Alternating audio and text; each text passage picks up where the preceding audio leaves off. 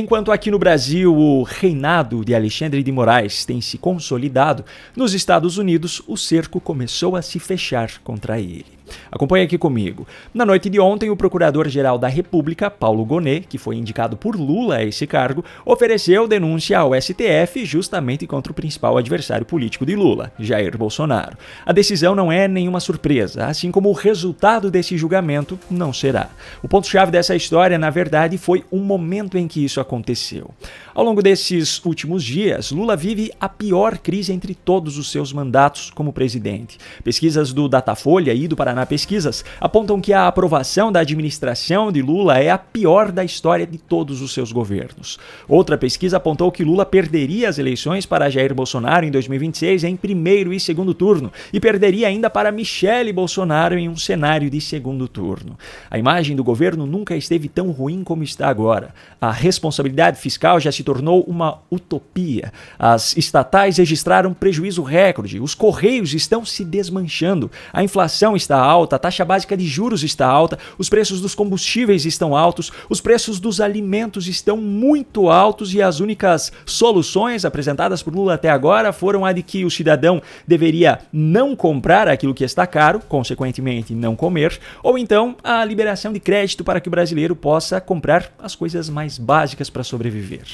Quando a situação parece não ter como ficar pior, o Procurador-Geral da República, que está com esse processo em mãos desde o dia 27 de novembro de 2024, oferece a tão esperada denúncia contra o principal adversário de Lula, entregando assim um documento que cai como uma luva nas mãos de Moraes e criando também a cortina de fumaça perfeita para tomar conta das manchetes dos principais veículos de imprensa do país e, em função disso, tirar o foco da crise do governo.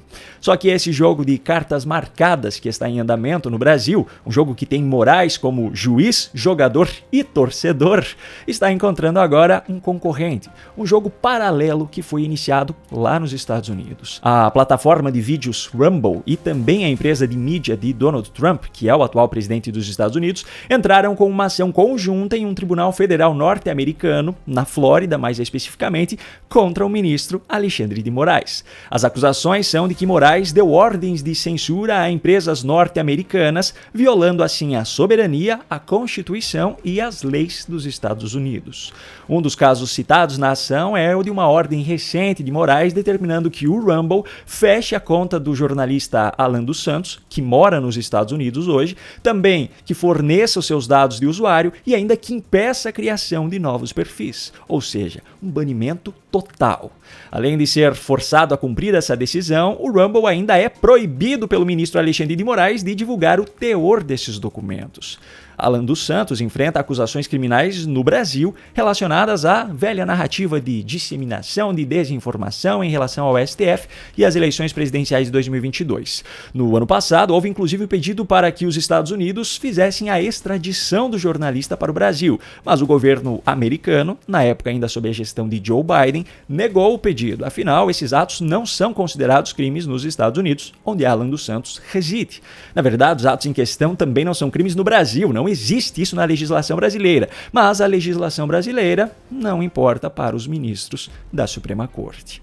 O CEO do Rumble, Chris Pavlovski, fez questão de afirmar que Moraes agora está tentando contornar completamente o sistema legal americano, utilizando ordens sigilosas de censura para pressionar redes sociais americanas a banir o dissidente político em nível global. Em outras palavras, Moraes já não se contenta mais em ser apenas dono da lei no Brasil, ele quer agora controlar aquilo que acontece no mundo.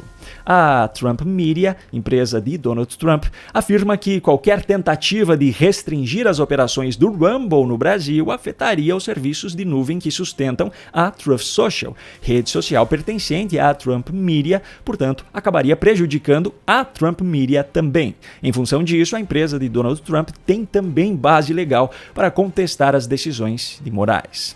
Agora, no fim das contas, o que significa essa ação na prática? Primeiro, que Moraes pode até ter consolidado seu reinado, por assim dizer, no Brasil, onde as demais instituições instituições e os seus colegas ministros simplesmente silenciaram diante dos seus abusos de poder. Mas ele não manda no mundo. Enquanto o Brasil e a própria legislação brasileira se submetem às determinações do ministro, há lugares no mundo onde ele é apenas mais um, onde ele é alguém que precisa se submeter às leis como elas são.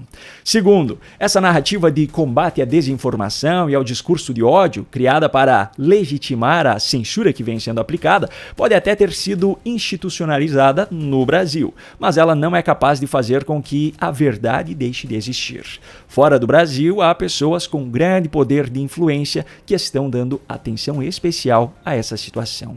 E terceiro, para aqueles que, assim como a área diplomática do governo Lula, previam que Moraes poderia ser preso se colocasse os pés nos Estados Unidos, o caminho para a decisão que pode resultar nessa prisão finalmente começou a ser trilhado. Agora, se alguém ainda duvida que essa ação possa trazer resultados significativos, eu acho que o tom de preocupação dos pseudo-jornalistas militantes da Globo News durante as breves menções que foram feitas na emissora sobre esse fato, em meio ao dia todo dedicado à denúncia da PGR contra Bolsonaro, já dão uma noção da dimensão do que está acontecendo. O New York Times publicou agora há pouco, o Globo também já confirmou que as empresas de mídia do presidente dos Estados Unidos, Donald Trump, estão entrando hoje com um processo contra o ministro Alexandre de Moraes. Eles alegam que o ministro está ilegalmente censurando as vozes da extrema-direita, não só no Brasil, mas nos Estados Unidos, por meio das mídias americanas que têm sede lá e que não podem, estão proibidas de divulgar certos perfis que estão aqui suspensos pelo ministro.